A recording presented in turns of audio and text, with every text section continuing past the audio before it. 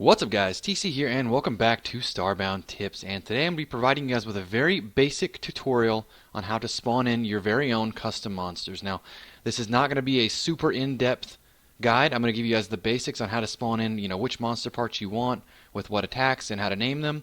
But I'm not going to go beyond that. There's a whole lot that can be done, but there's just so much to it. And I really can only, even I only know so much, so I'm going to provide just a general understanding for you guys. And then if you want to dig deeper, you can, because the resources are out there, and I'm going to link to everything you need to know in the description. So one thing I want to point out before we do any of this is that you need to back up your world, because stuff like this can obviously crash your world. It's not too risky, but if you put something really weird in there, it can mess up a file permanently. So just make sure you back everything up. It's just a good rule of thumb. So what you're going to need today is you're going to need your unpacked assets, which is pretty easy to do. You can find, there's tons of tutorials on how to unpack your assets online, so just do that. Obviously your copy of Starbound, you're probably going to need a notepad. That's what I like to use.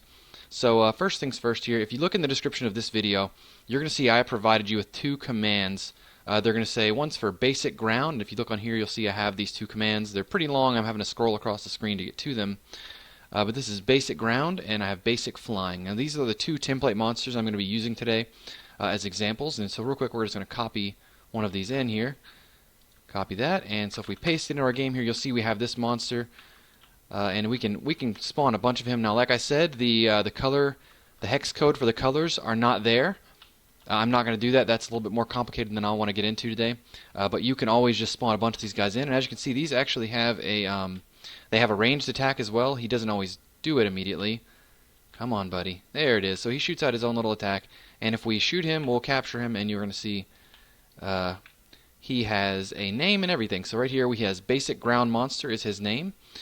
And so I'm going to show you, actually, hold on. I'm going to show you the other one real quick as well. The flying monster. Just so you guys can see that one. And so, as you can see, these guys come in all kinds of fun, cool colors and stuff. And if you capture that one, it'll give his name as well. So, what I'm going to want you to do is pretty much copy and paste these two commands in there, and I'm going to kind of break down what they do. So we're going to start off with the basic spawn monster on the ground version, because that's I guess just on the ground. Let's start from there. So as we move across here, spawn monster large quadruped 1, and so what I'm going to do. Let me step back. All this is really going to be is a plug and play. So I'm going to show you guys what does what in this command, and I'm going to show you how to replace things in it with what you need to know.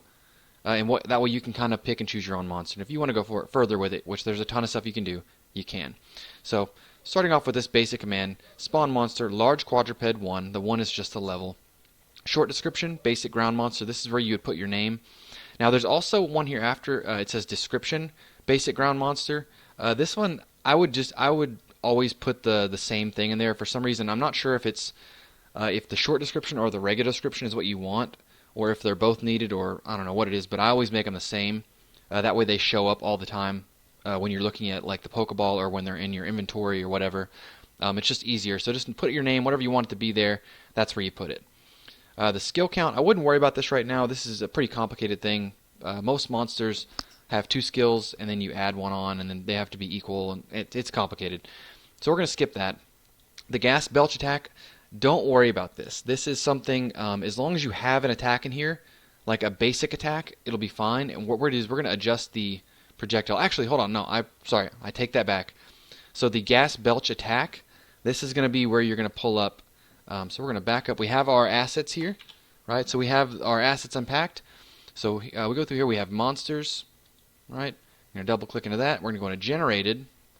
Then we're going to go into skills, right? Then click range, and here's you're going to see your list of attacks that you can do. So you'll see on mine I have the gas belch attack, which is right here, right? So you'll notice that it's capitalized, or it's capital sensitive. You need to make sure you make sure these are exactly as they show in these commands. So with the quadrupeds, I'm not entirely sure how to replace the individual attack like I can with the flying ones, but you can at least change the basic attack like here. So if we wanted to do a fly swarm attack, we could do that. You just put that in, and it's as simple as that. You just literally delete this inside the quotation marks and put the new one in with any of these new attacks you find.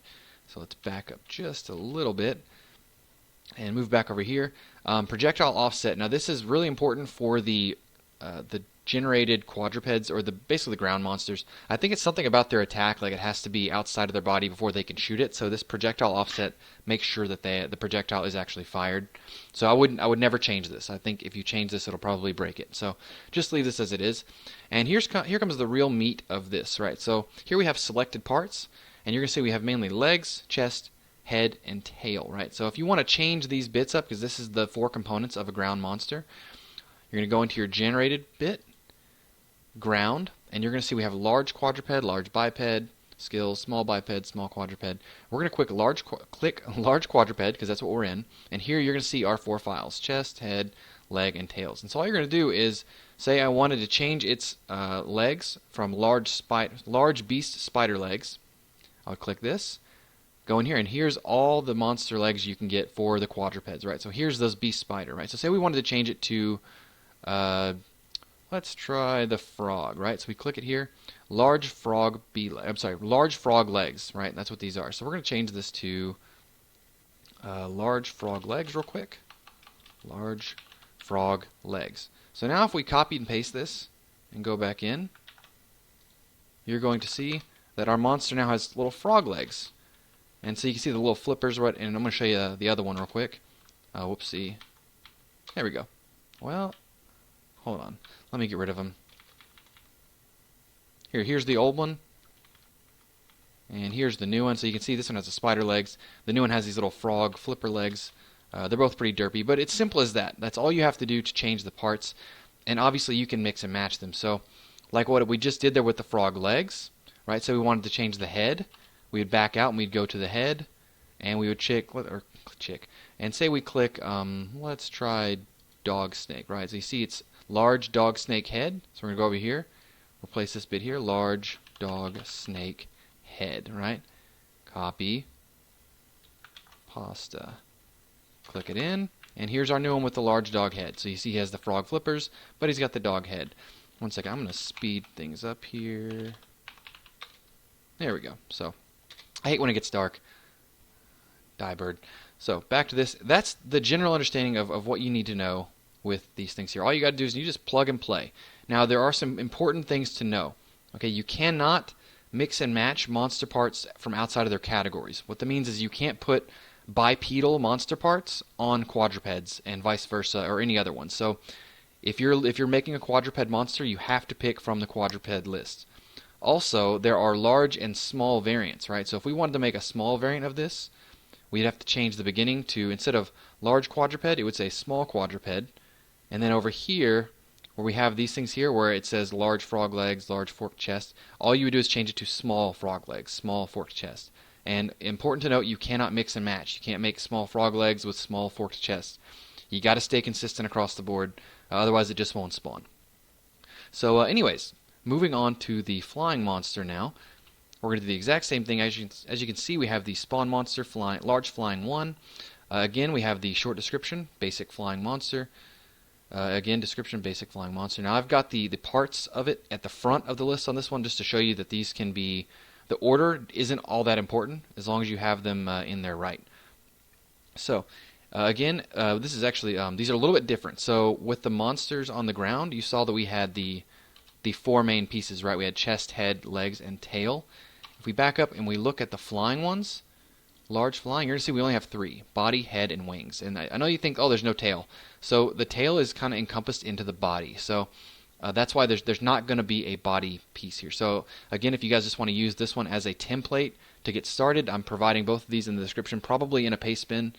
But yeah, and now also I'm going to point out that in this one here, we have a little bit more detail on this. I'm not going to go crazy with it, but this one, with the large flying, I can adjust the projectiles, like what they actually shoot. And so I wanted to show you guys that. So real quick, we're going to change this large flying just for the sake of whatever. Let's do a head.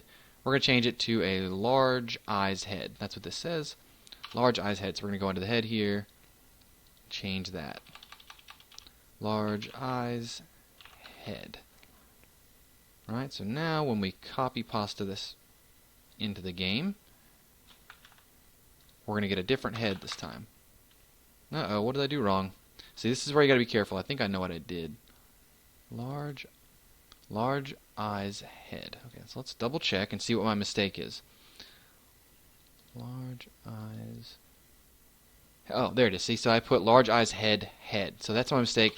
And that's what kind of errors you're going to find if you're not careful. Little stuff like that, and they just won't spawn. So you got to double check and make sure you do everything right. So now when I do it, he's going to spawn. So there's the new one here with the large eyes. And you saw he shoot the little heart out, and he has a special attack. I'm going to show you guys what these are. So going back, we have all those little body parts here, which you do the exact same thing you did with the ground monster. You just make sure they stick to body, head, and wings. After that, we're going over to the behavior config, right? So I pretty much ignore most of this stuff here. Action, fire. Cooldown basically changes how quickly they engage you. So like here, it's 4 seconds, so they won't do that blast attack, but every 4 seconds. Skill name is Aether Spark. It's just another example of an attack. I wouldn't mess with this, right? Because I'm going to show you with the large flying, I can completely change the projectile altogether, right? Now the maximum range, minimum range, this is their engagement range, right? So max and mining, this is how far away they'll attack you. Right? So you can change that to be as big as small as you want. Now the wind-up effect right here, this one's really cool because you can put any status effect you want in here. I have slow love, and that's what that little heart is.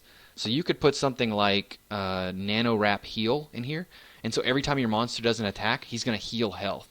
And so you can put any status effect in there, but you know I like to put some fun stuff. So like the slow love is kind of funny because the little heart pops up when he's fighting.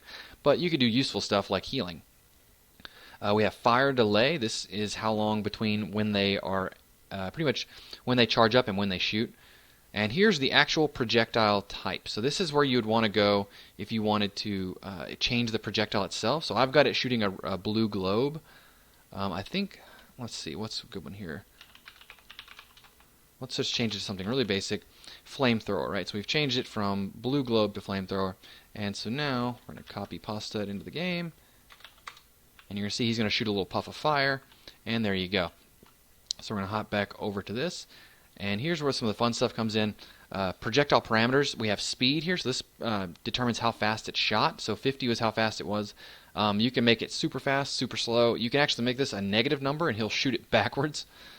Power is the damage, I think, or maybe it's a multiplier. Aim at target, true. Always keep this. Fire arc, just keep that false. And don't worry about the skill count. But yeah, so it's pretty. This is a very, very basic, rudimentary understanding. I'm sure you guys. There's a lot of people I found in the comments section, some other videos that know even more about this than I do. So I'm sure you guys are just kind of face palming with how basic this is. But yeah, so this is the generalized basics of it, and what I would love to see, and what I really want to see in the community, is more people doing this stuff, more people exploring and making their own monsters. Because at one point, I would love to have like a community monster of the week or something like that, and show off some of the. If I have enough people submitting monsters to me, I would love to go through and show off some of the cool ones. I think that would be a really cool thing to show off, and I can't do that if you guys don't know how to do it. So I wanted to at least provide a basic understanding. And so yeah, that's going to wrap up this episode. Hope you guys enjoyed it. Please rate, like, comment, subscribe, and I'll talk to y'all later.